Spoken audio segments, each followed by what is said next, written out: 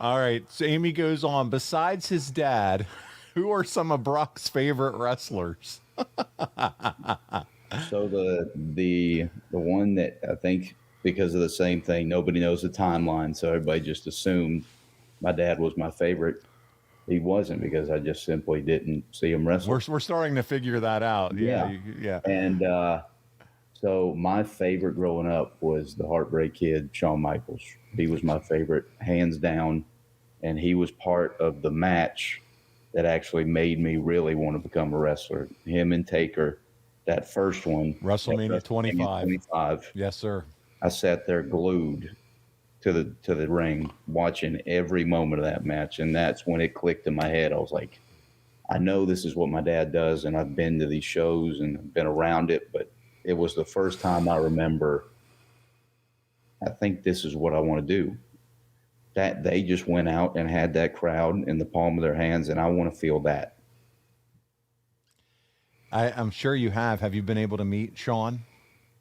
Yes, when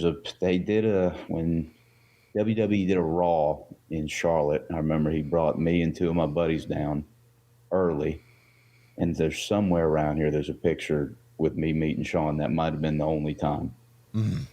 So cool. Oh yeah, I'm a big Shawn fan too. If I had to pick somebody through the years, and I know Shawn was great up until the first run, and then he was out for 4 years. I like his post back yep. run because I just feel like he was. It didn't matter if he won or lost, but his in-ring work was next level, and his attitude was great. It was just so much fun to watch him come back because you never thought you were going to see him again, and so I think you just treasured him as a Shawn Michaels fan that much more. And that's a huge thing with the guys in the business today. It's a Brett. Were you a Brett guy or a Shawn guy? Right. And because of my age, I never saw Brett wrestle, but I saw that second run of Shawn, and he was my favorite hands down. So I always say, I'm like, you're not gonna like it, but I was a Shawn guy. There you go. And that match with Undertaker is a good choice because it covers all the bases. If you want to sit down and since somebody's never seen a wrestling match and you want them to have a favorable impression, you set them down, show them that match.